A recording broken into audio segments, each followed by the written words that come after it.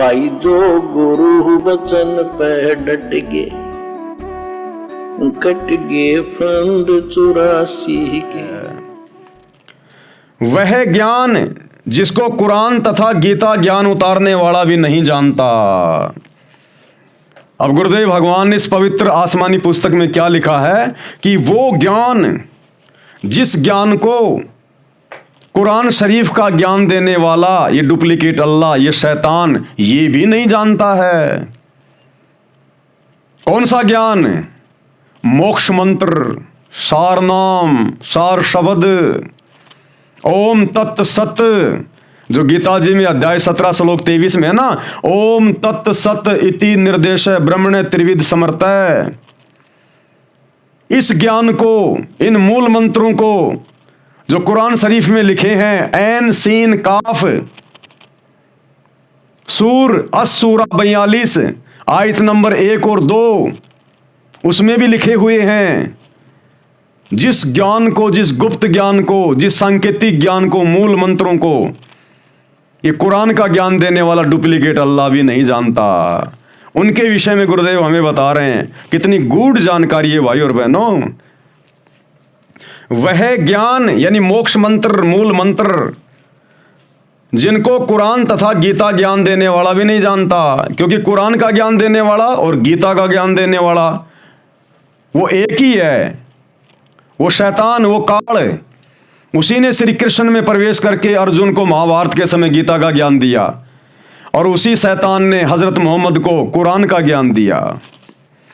तो कहते हैं वो शैतान, वो काल भी वो विशेष ज्ञान, विशेष मूल मंत्र नहीं जानता जिससे मुक्ति होगी।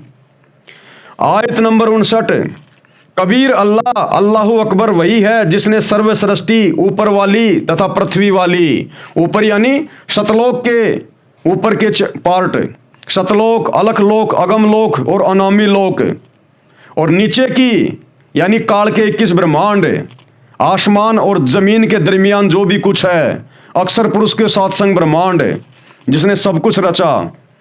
कबीर अल्लाह, अल्लाहु अकबर वही है जिसने सर्व सृष्टि, ऊपर वाली तथा पृथ्वी वाली की रचना 6 दिन में की, फिर ऊपर अपने निज लोक में सिंहासन पर जा विराजा यानी सतलोक में जा बैठा। वह कबीर अल्लाह बहुत रहमान यानी दयावान है। उसके विषय में पूर्ण जानकारी किसी बाखबर यानी तत्वदर्शी संत से पूछो, उससे जानो।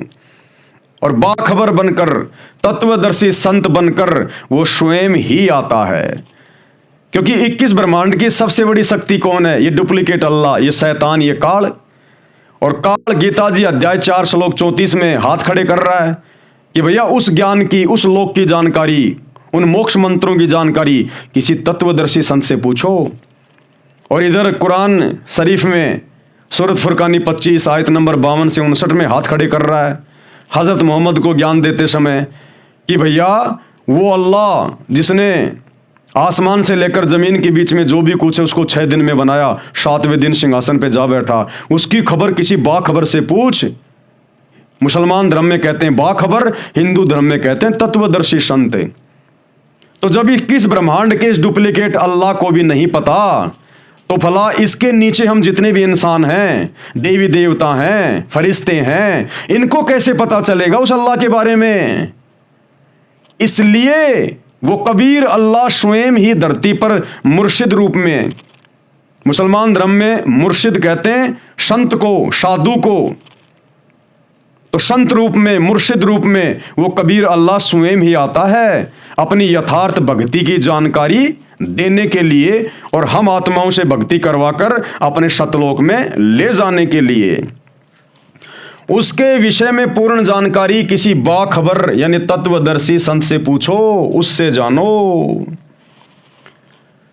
इससे यह बात स्पष्ट हुई कि कुरान ज्ञान देने वाला उस समर्थ परमेश्वर कबीर के विषय में पूर्ण ज्ञान नहीं रखता है, यानी हजरत मोहम्मद के अल्लाह को, मुसलमान धर्म के डुप्लीकेट अल्लाह को, उस ओरिजिनल अल्लाह कबीर परमेश्वर के विषय में पूरी जानकारी नहीं है।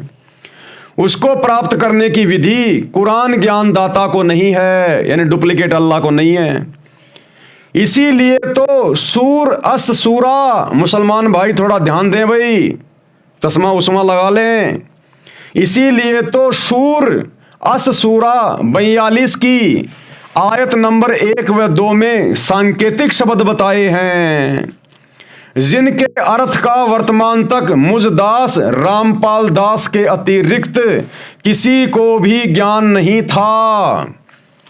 हजरत मोहम्मद को भी इसका ज्ञान नहीं था, हजरत आदम को भी नहीं था, हजरत मूसा को भी नहीं था, हजरत दाऊद को भी नहीं था, हजरत ईसा को भी नहीं था।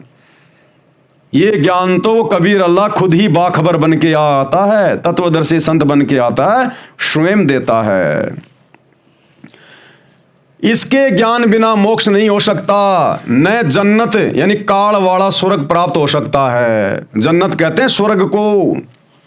तो गुरुदेव भगवान कह रहे हैं उस अस सूरा 42 और मंत्र 1-2 यानी आयत 1-2 उसमें जो सांकेतिक मंत्र लिखे हुए हैं ऐन सीन काफ, जो गीता में अध्याय 17 श्लोक 23 में है, ओम तत् सत, कहते हैं उसकी जानकारी के बिना, उसका भेद खोले बिना, वो मंत्र आपको मिले बिना आप लोग इस जन्नत में नहीं जा सकते, स्वर्ग में नहीं जा सकते, मोक्ष नहीं करवा सकते।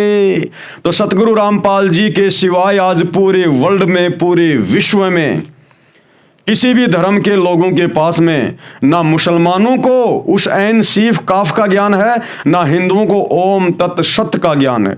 अब सतगुरु रामपाल जी ने सारा वेद खोला है, सारा का सारा वेद, और अब खोलेंगे आगे। इससे यह भी सिद्ध हुआ कि हजरत आदम से लेकर हजरत मोहम्मद तक सब नबी व उसके अनुयायी मोक्ष से वंचित रहे। अरे भैया, जब मुसलमानों के डुप्लीकेट अल्लाह के पास में वो ज्ञान नहीं है तो हजरत आदम के पास कहाँ आएगा, हजरत मूसा के पास कहाँ होगा, हजरत दाऊद के पास, ईसा के पास, मोहम्मद के पास कहाँ होगा। जब इनके डुप्लीकेट अल्लाह के पास नहीं है तो भला किसका मोक्ष हुआ होगा, कौन जन्नत में गया होगा। सब के सब लोग प्रेत बन के घूम रहे, पितर बन के घूम रहे, भूत बन के।